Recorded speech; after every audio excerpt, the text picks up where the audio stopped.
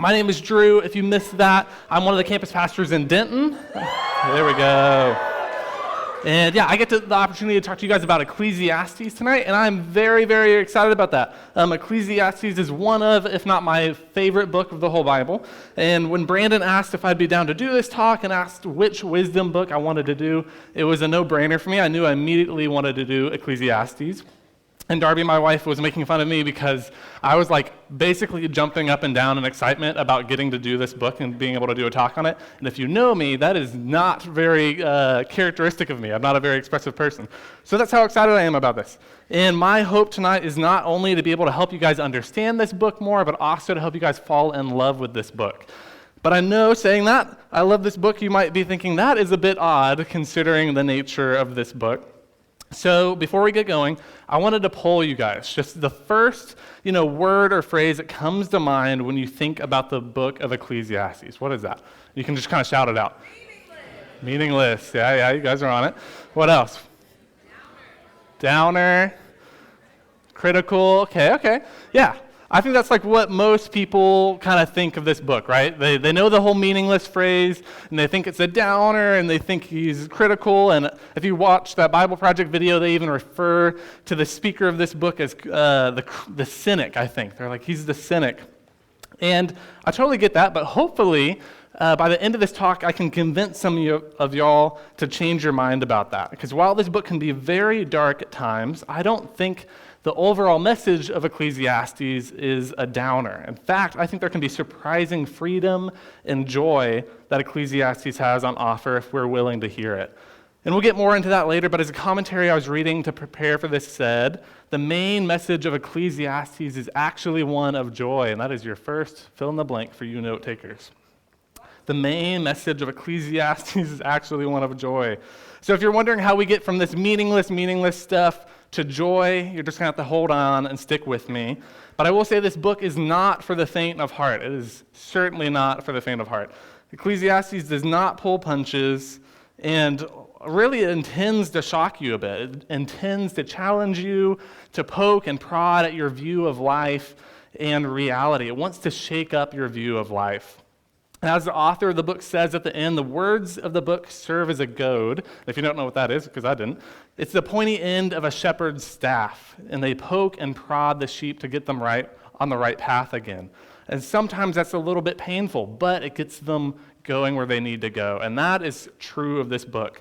It rips the Band-Aid off and makes us look at reality head on, and sometimes that is very painful, but it is good. So basically, the whole book needs like a trigger warning, and so just be prepared. But as we get into it, you'll see there's a lot of complexity here too. And as I was reading and preparing for this, I was reading a commentary by Ian Provan, and I'm going to be quoting him a lot. And he said, "It is a book that grapples with reality, and reality is complex. Should the words of a wise man about reality not be difficult to understand and simplify?" And I was like, that is really good, right? But ultimately, that means I have one heck of a task ahead of me. So let's jump in. And I wanted to start with setting the scene a little bit. I'm totally behind on that. That was one of your first blanks. Setting the scene. Okay. First thing is about authorship. We got to tackle who the author is. And really, what we'll see with Ecclesiastes is there are two different speakers in this book. There's the editor and author of the book, and then there's the teaching of someone called Kohelet, which is the main brunt of the book.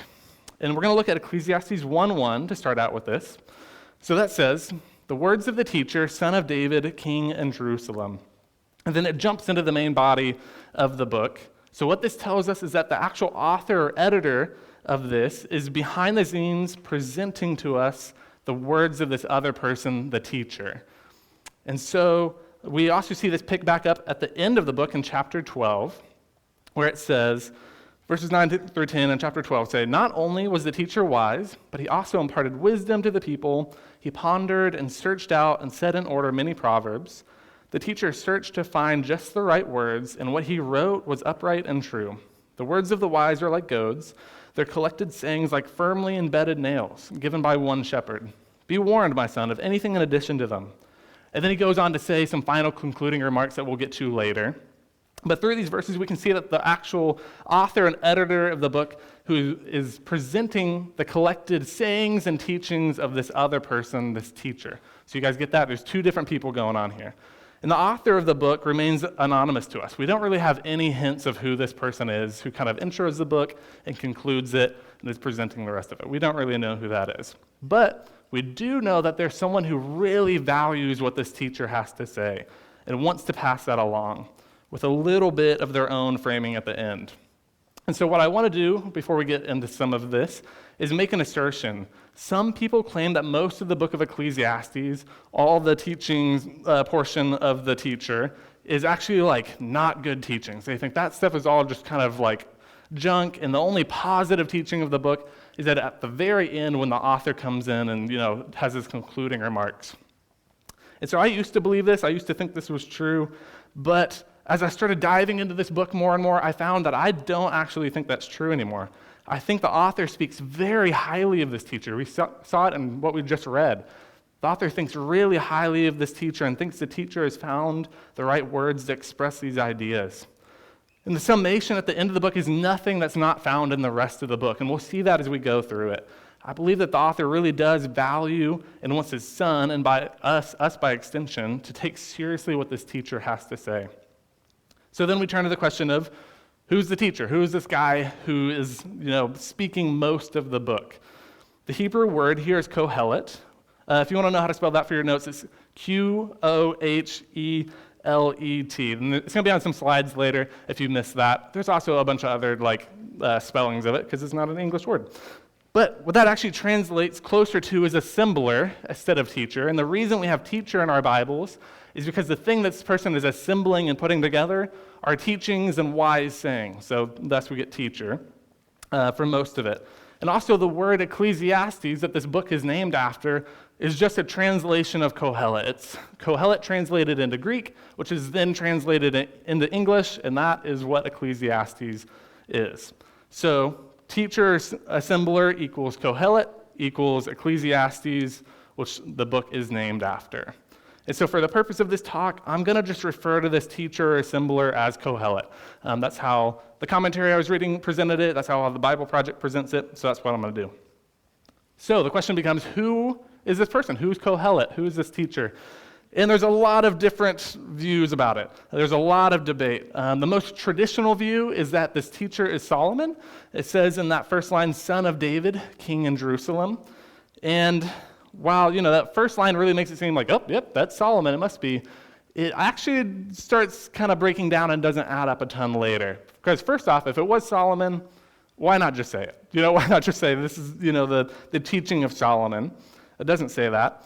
And then just a little bit later, take verse 9 in chapter 2, where Kohelet says, I became greater by far than anyone in Jerusalem before me.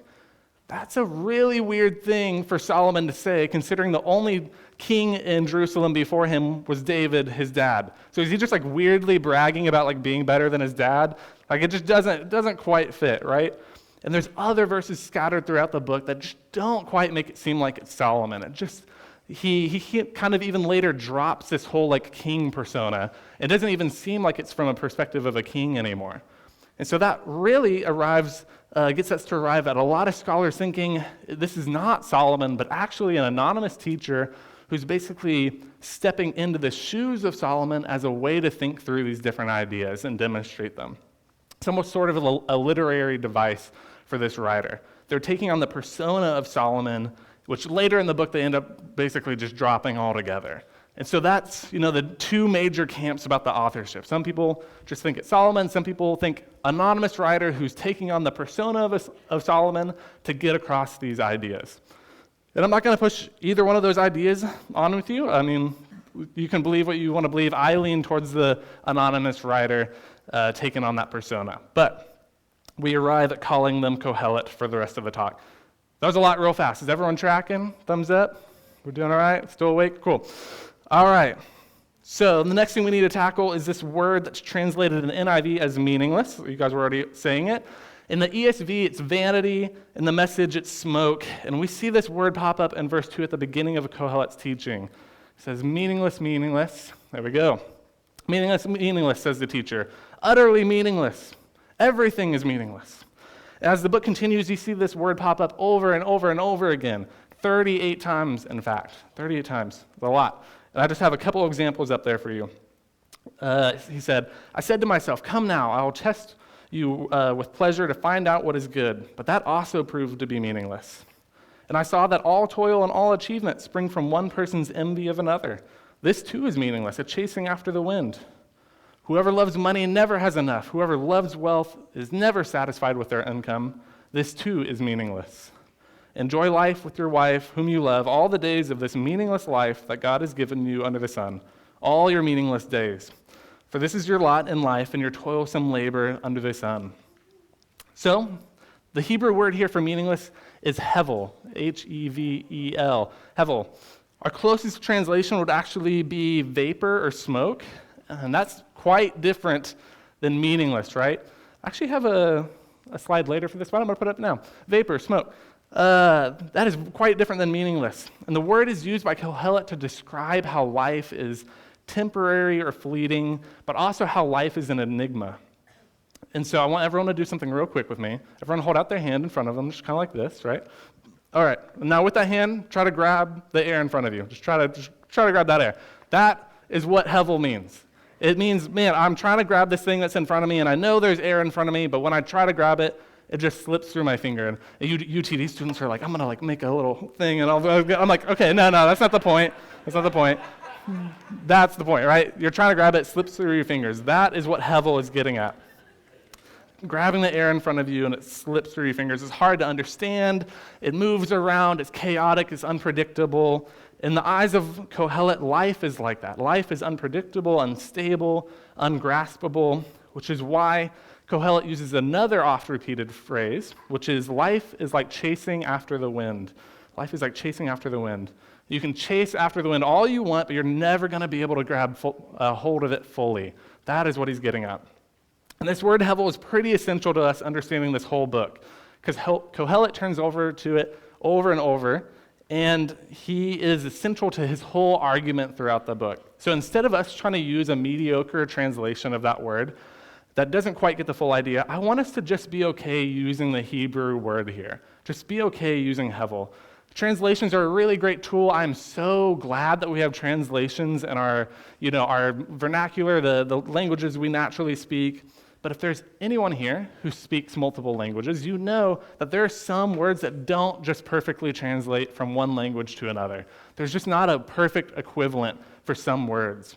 And that is true in our Bible. That's true of when we're translating these Greek and Hebrew words into English or Spanish or whatever you're reading. Sometimes there's just not a one-for-one. It doesn't just perfectly line up.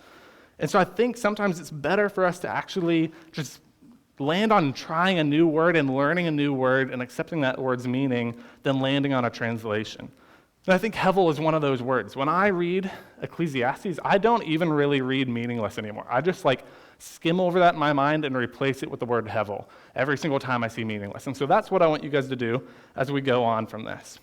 So everyone's tracking. Hevel is trying to grasp the air in front of you and it slips through your fingers. It's chaotic, it's unpredictable, it's ungraspable, and that is what you need to keep in mind as we jump into the rest of Ecclesiastes, because it's going to keep coming up. And you'll note I didn't present you guys with a structure of this book in your outline, and that is not because I'm lazy. It is because there's really not a big structure to this book. You have the intro of the author, and you have his outro at the end, but the rest of the book is kind of this meandering thought process. There's a little bit of a train of thought that connects all these different chapters, but for the most part, Kohelet has these main ideas that he's just repeating back over and over and over again. And so if it seems like I'm doing that in this talk, I'm just staying true to form, just doing the book, But with the scene being set, let's jump in to some of the main stuff. And so for a relatively short book, it is packed full of wisdom. And we don't have time to cover it all. So what I want to try to give you guys is just an overview of the main ideas and themes of this book. And so we're going to start with a little opening poem. So it's in your packet, it should be. So we're going to start in chapter 1, verse 1, and we're going to look at just the first 3 verses right now. So it says, the words of Kohelet, son of David, king in Jerusalem. Hevel, hevel, says Kohelet, utterly hevel, everything is hevel. What do people gain from all their labors at which they toil under the sun? So what is Kohelet trying to get across here? As with most of the book, he's trying to get across this idea of looking squarely at reality of life and the reality that it is ungraspable, fleeting, and chaotic. In verse 3, he sets up his main question, which is, what do people gain from all their labors at which they toil under the sun? There we go. Yeah, nice. What do people gain from all their labors at which they toil under the sun? I'm sorry if I didn't give you guys enough room in your blank. I just kind of guessed at how much room you would need. We'll see. All right. Chapter 2, verse 11 is a good example of how that same phrase shows up again. It says, yet when I surveyed all that my hands had done and what I had toiled to achieve, everything was hevel, a chasing after the wind, nothing was gained under the sun. And he returns to that refrain repeatedly, nothing was gained under the sun. And so we really need to figure out what he means by gain there.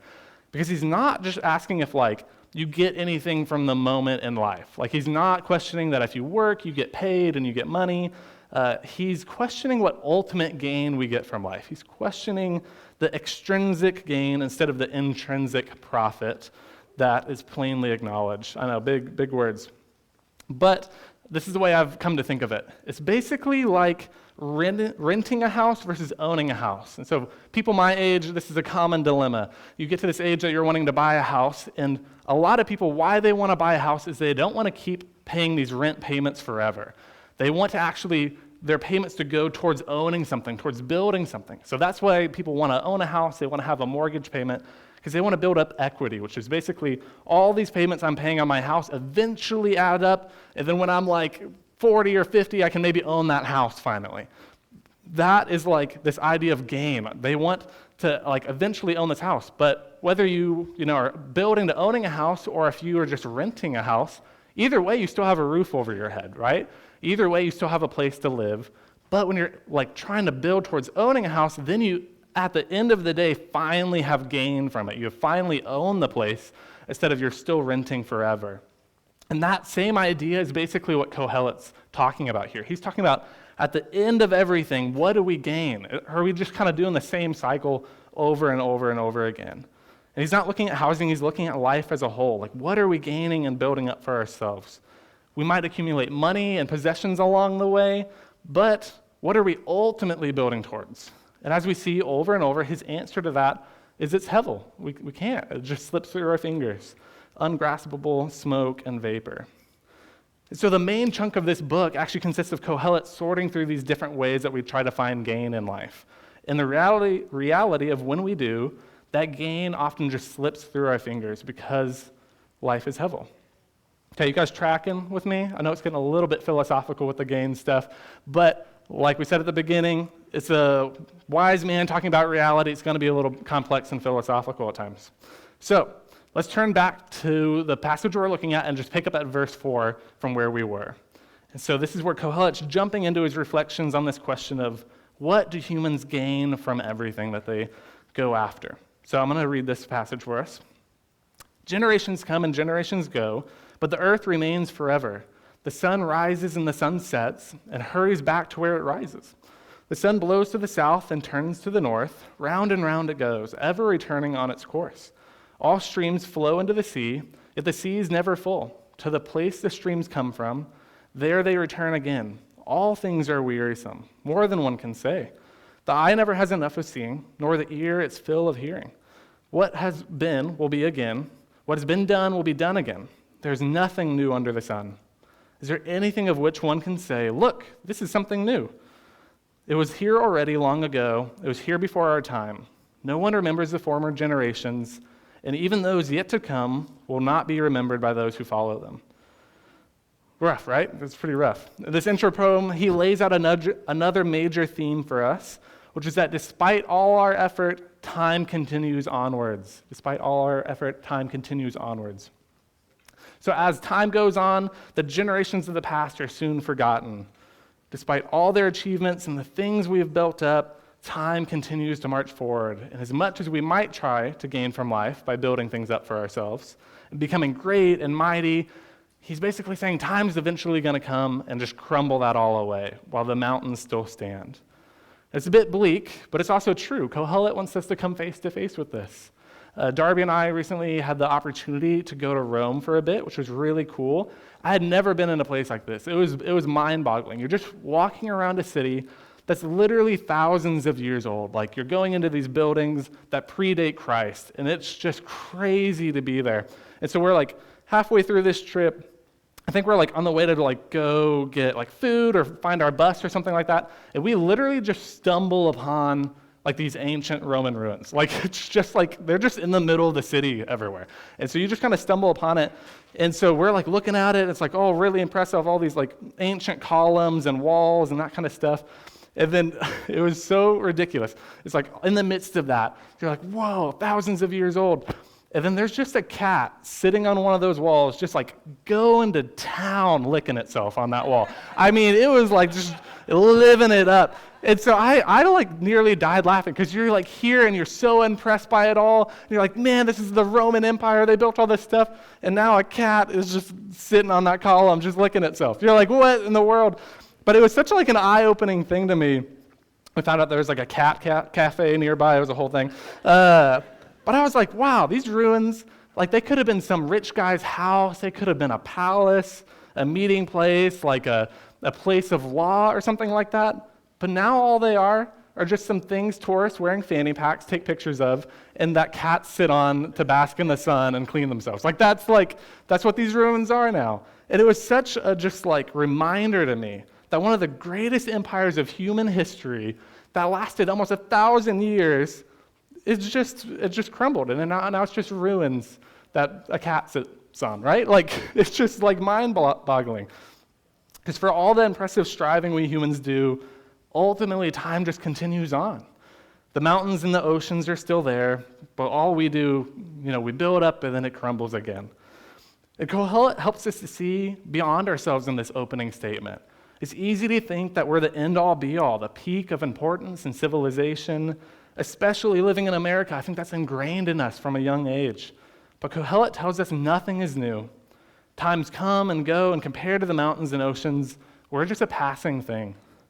And I often think of how in America it's easy to think that we're just going to be this world superpower forever, that these systems we've built up are eternal. But the Roman Empire lasted literally 1,000 years, but eventually it fell. Like, just think about that for a second. It really puts things into perspective. And so this idea of the generations coming and going is the first touch on an idea that pervades the rest of the book, which is that of the great equalizer, death. The great equalizer, death. It kind of sounds like a weird wrestling name or something. The great equalizer, death. This is a topic, that got rat, dude. You like that one. This is a topic that Kohelet cannot help talking about constantly. He loves talking about this. I'll read some real quick examples. I think they'll all be on the slide. Yep, there we go. Like the fool, the wise too must die. I hated all things I had toiled for under the sun, because I must leave them to the one who comes after me. This too is a grievous evil. As everyone comes, so they depart. And what do they gain, since they toil for the wind? That one you can really see the connection between this whole gain idea and the Hevel idea and death. For who knows what is good for a person in life during the few and Hevel days they pass through like a shadow? Who can tell them what will happen under the sun after they're gone? And these are just a couple of examples, but he keeps coming back to this over and over again. He has a whole poem about it at the end of the book. And for Kohelet, it is the thing that ultimately levels everything. In a way, it creates so much of the Hevel that makes up life. Because as much as we may spend our whole life trying to do this or that, death eventually always comes. And he's trying to get us to come to terms with the fact that however important we think we are, however important we think the things we're striving towards are, that ultimately they will come to an end if they aren't connected with what God's doing. An example would be someone who spends their whole life trying to become this really big-time, powerful lawyer, has spent all these years in school and at work to build a name for themselves, become rich and powerful. But to Kohelet, while that might all be a really great accomplishment, really, really cool, it doesn't stop you from dying eventually. Kohelet doesn't really voice what happens after death. He doesn't really know, it seems like. He just knows that it comes for us all eventually, and that God will bring everything into judgment. But he doesn't really say how. He doesn't ever express what goes on after death or how God brings things into judgment, but he has confidence that God will bring stuff into judgment. And ultimately, knowing what happens after we die in this world doesn't actually change that it will still happen, that eventually our time in this world will come to an end, and that's Kohelet's point. For Kohelet, death stands as the ultimate obstacle to human control of destiny. It levels the wise and the fool, the rich and the poor. And this is where some people just throw up their hands and say, like, screw it. Like, what does it all matter then? Like, does any of this matter? They think that this book is this nihilistic book of the Bible. But remember, the word Kohelet uses here to describe life is not meaningless. It's hevel, it's smoke, it's vapor, it's ungraspable. Because something is not within our control to understand doesn't mean that it's meaningless. Instead, it just means that we can't grasp it. We can't put it in a box. Kohelet isn't a nihilist. For him, it's all about coming to terms with the fact that we don't have ultimate control or understanding. And death is just one of the ways that we encounter that fact. Those accomplishments we have in life are still really great. There's something to be celebrated and excited about. What we do here in terms of loving other people and loving God really does matter a ton for Kohelet. That is consistent with the rest of Scripture as you see it. But while those things are really great, they don't give us ultimate control over how life goes. He wants us to remain humble. He's not trying to kick the person who's already down because they feel like their accomplishments aren't big enough or they don't matter enough. He's saying that whether you're the person struggling to make ends meet and struggling to make it through school, or if you're Jeff Bezos with billions of dollars and vast amounts of power and influence, ultimately both those people have to wrestle with the fact that death still comes. Before the power of death, both are on equal playing grounds, even if everything else in their life is not. And in some ways, I think this is our first glimpse of the freedom that Ecclesiastes has on offer for us. I don't need to be Jeff Bezos. I don't need to be like my favorite influencer or streamer or whatever. I don't need to compare myself to them. Because while their accomplishments might look really grand right now, it doesn't really help them when we're on our deathbed. Unless Jeff Bezos is like working on turning himself into a robot, I wouldn't put it past him. Like he kind of gives me like supervillain vibes a little bit. But yeah, you get what I'm saying, right? Like it doesn't help us all these really cool achievements we can have in life. Death might be the most common way that Kohelet reflects on the hevel of life and our struggle to find gain. But he looks at many ways that we do that throughout the next main chunk of the book. And we don't have time to cover them all because there's a ton, but we can look at a couple quick examples. So he looks to wisdom. He says, "Then I applied myself to the understanding of wisdom, and also of madness and folly. But I learned that this too is a chasing after the wind. For with much wisdom comes much sorrow, the more knowledge, the more grief." Then he looks at pleasure. He says, "I said to myself, come now, I will test you with pleasure to find out what is good. But that also proved to be hevel. Laughter, I said, is madness. What does pleasure accomplish?" He looks at the fact that we must turn over what we have stored up when we die. He says, "I hated all things I had toiled for under the sun, because I must leave them to the one who comes after me. And who knows whether that person is going to be wise or foolish. Yet they're going to have control over all the fruit of my toil, into which I have poured my effort and skill under the sun. This too is hevel." He looks at the fact that we must turn over what we have stored up when we die. Did I just read that one? I did, for sure. Okay, next one. He speaks about the injustice we see in governments and courts. And he says, "I saw something else under the sun. In the place of judgment, wickedness was there. In the place of justice, wickedness was there." He looks at building up achievements for yourself. He says, "I saw that all toil and all achievement spring from one person's envy of another. This too is hevel, a chasing after the wind." He looks at building up wealth. "Whoever loves money never has enough. Whoever loves wealth is never satisfied with their income. This too is hevel." And then to sum up, he has a statement at the end of this section, and he says, "I've seen something else under the sun. The race is not to the swift or the battle to the strong, nor does food come to the wise or wealth to the brilliant or favor to the learned, but time and chance happen to them all." But time and chance happen to them all. That's how he sums up this whole section. And with those and many other arguments, Kohelet wants us to come face to face with his repeated line, hevel, hevel, says Kohelet. Everything is hevel. Through looking at death and these different ways that people try to find gain in life, he wants us to encounter the idea that we can't always influence life to turn out how we want. Humans can't change the reality of life. He finds that one of the ways people try to do this is by trying to be wise and knowledgeable.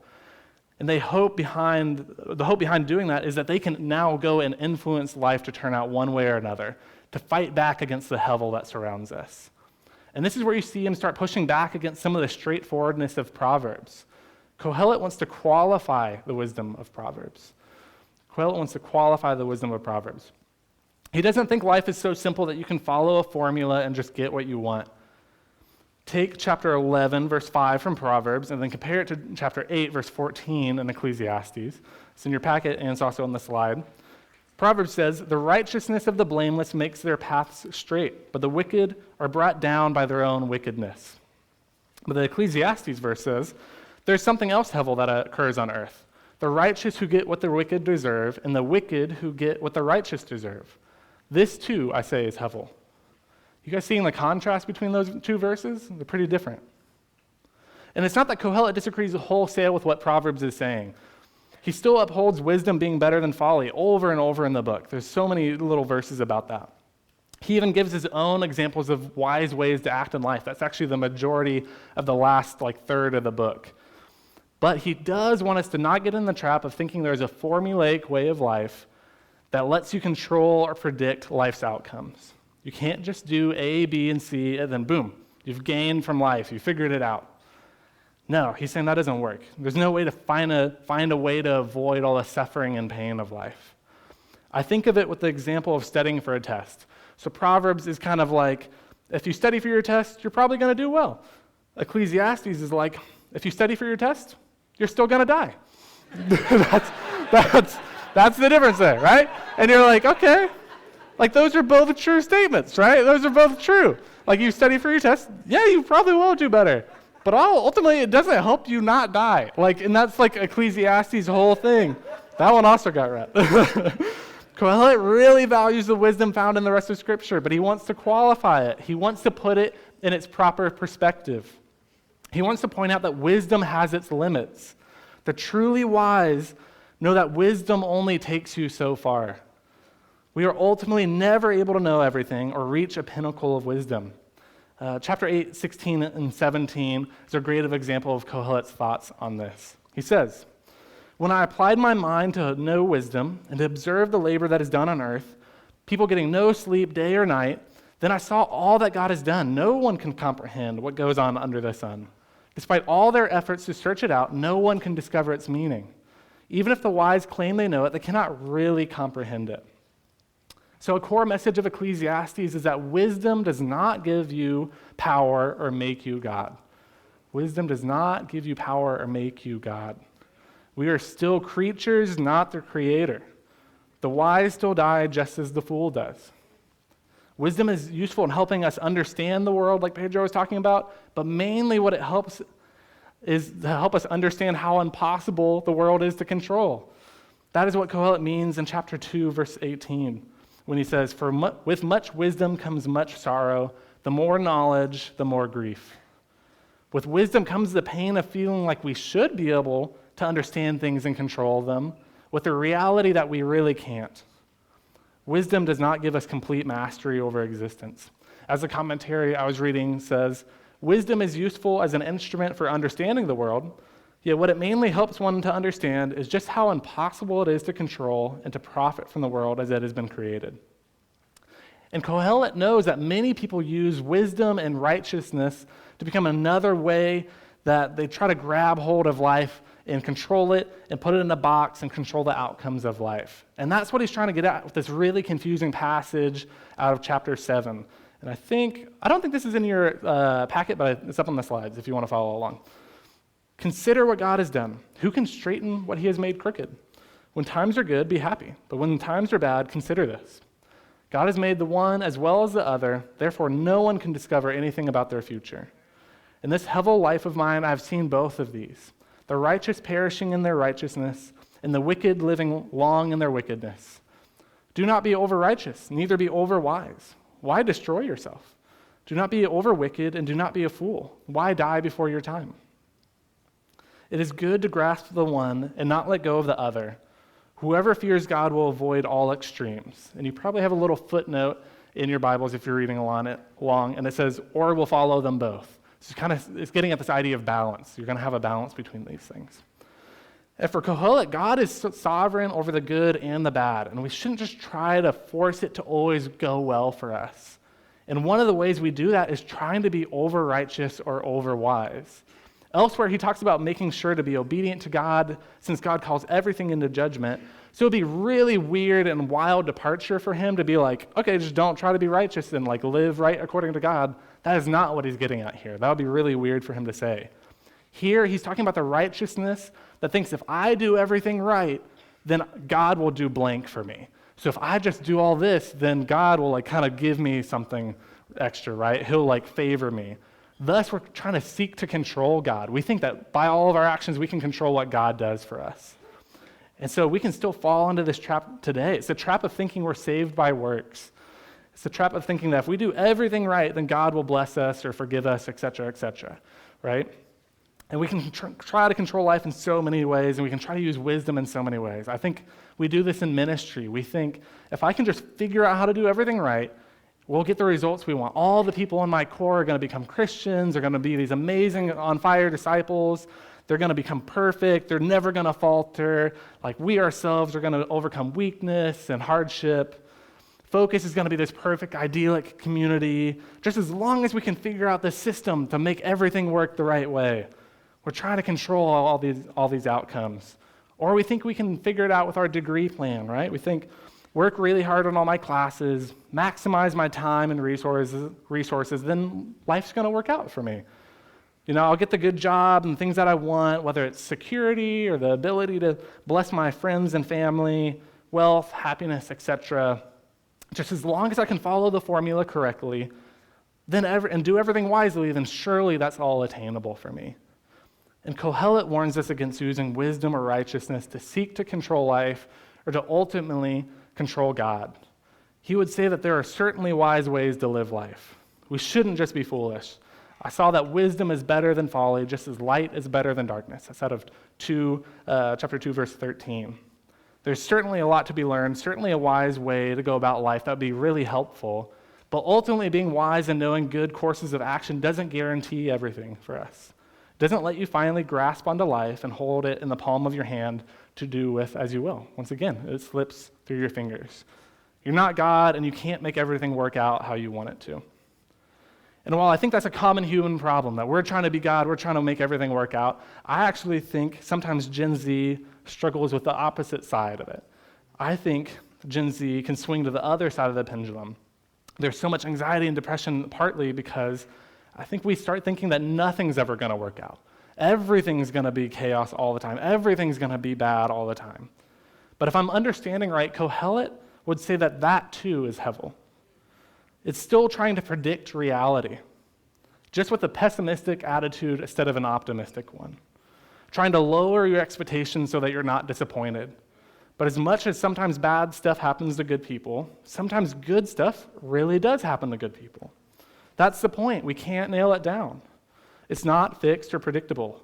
So whether you're the doom or gloom kind of person who always expects everything to crumble, or you're the sunshine and rainbows person who thinks everything's always going to work out, to both, Kohelet challenges you to see reality, to see that life is full of Hevel.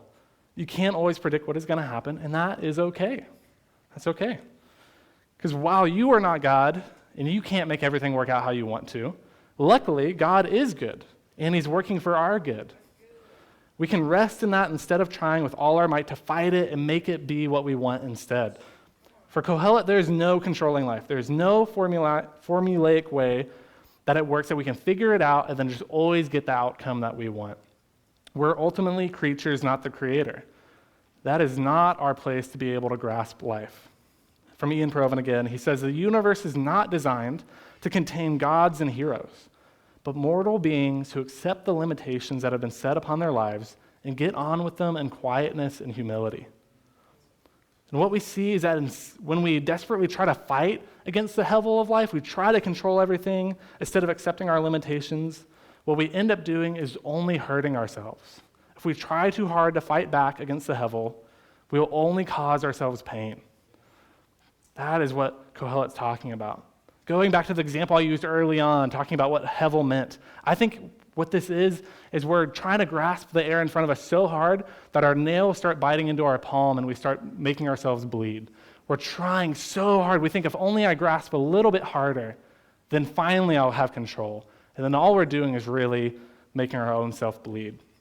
And that's what Kohelet sees people doing. They're trying so hard to get in control of life that they end up becoming frustrated and angry, or they just waste their time going down all these other paths that don't work out. He wants them to break out of that cycle. And I think that's also part of the cause of anxiety and depression nowadays.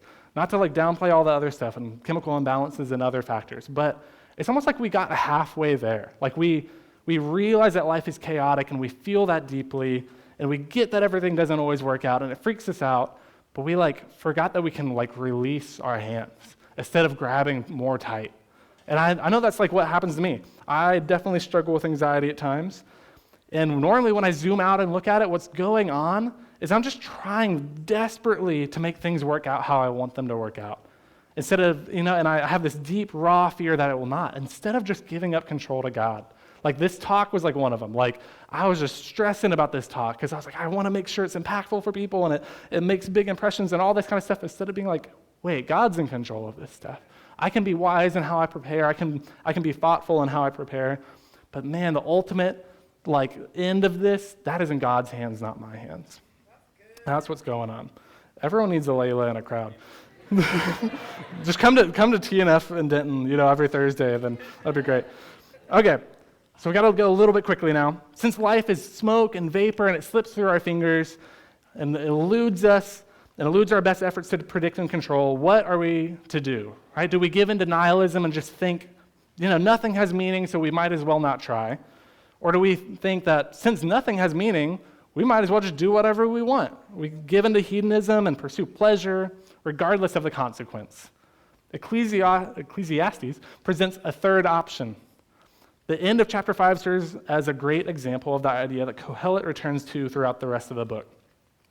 So it is, this is what I have observed to be good, that it is appropriate for a person to eat, to drink, and to find satisfaction in their toilsome labor under the sun, the few days of life God has given them.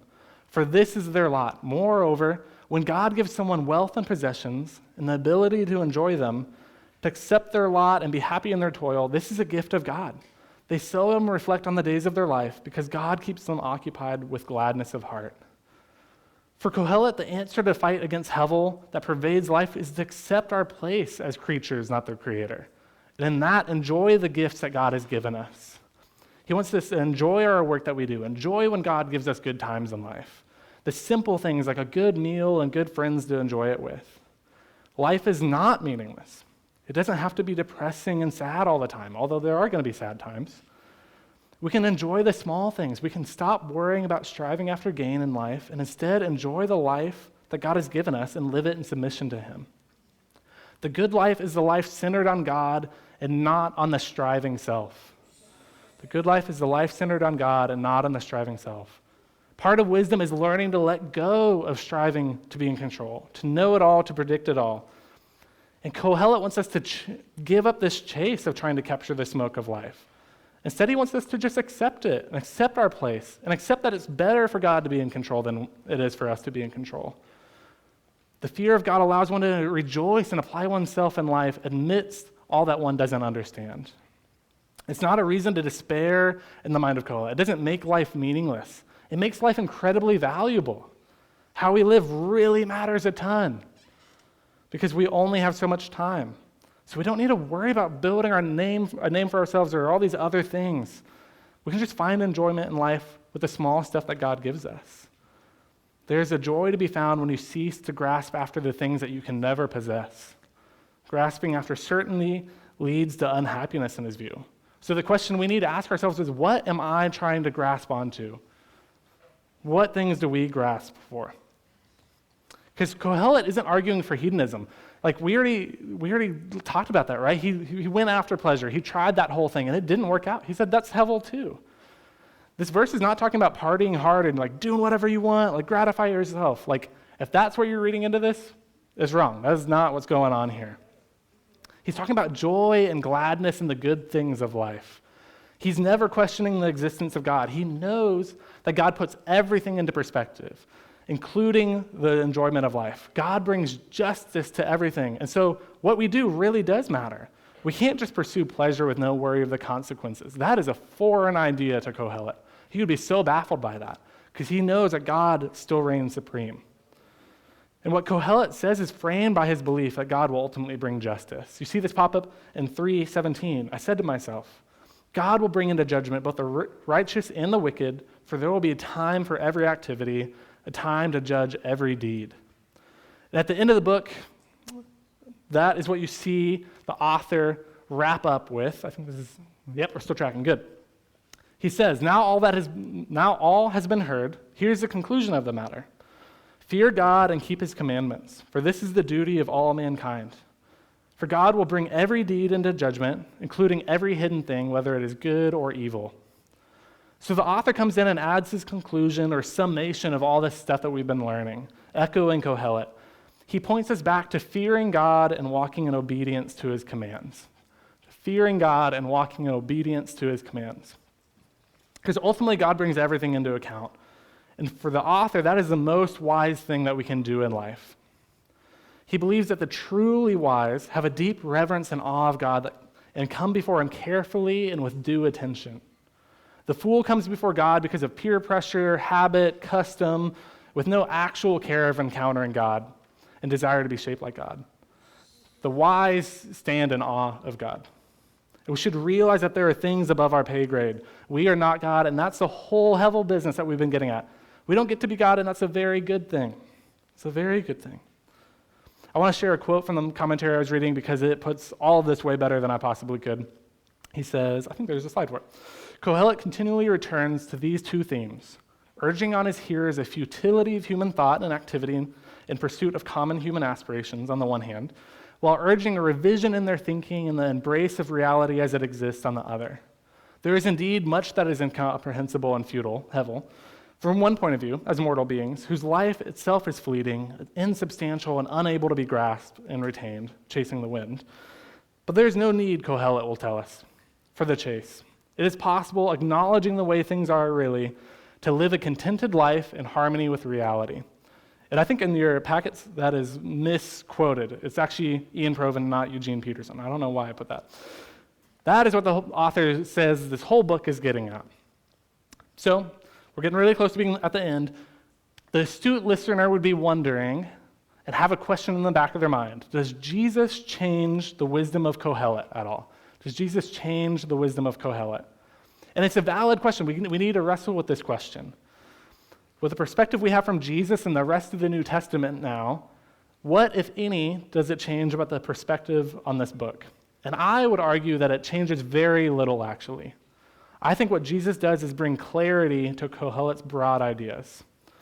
Jesus brings clarity to Kohelet's broad ideas. Because he gives us clarity about death.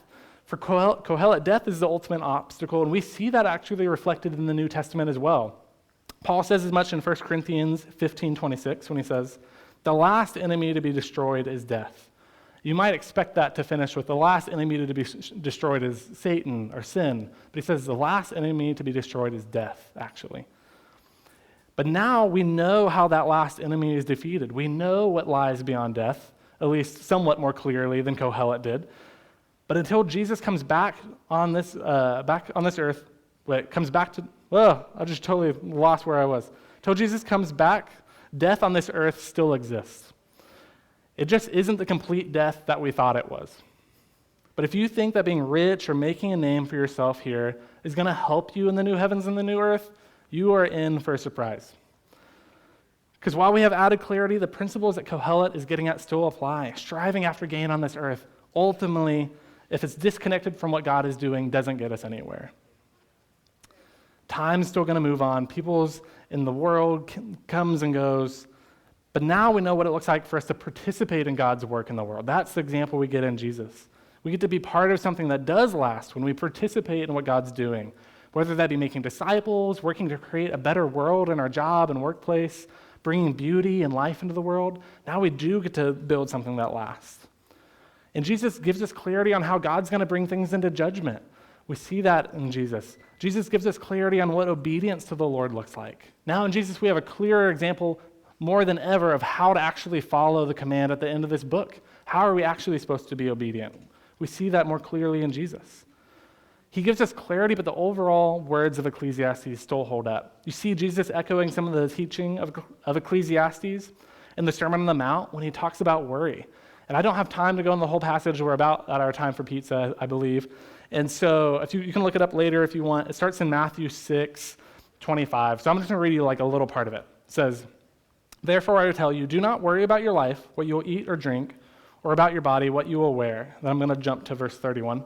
It says, "Do not worry, saying, what shall we eat, or what shall we drink, what shall we wear? For the pagans run after all these things. And your heavenly Father knows that you need them.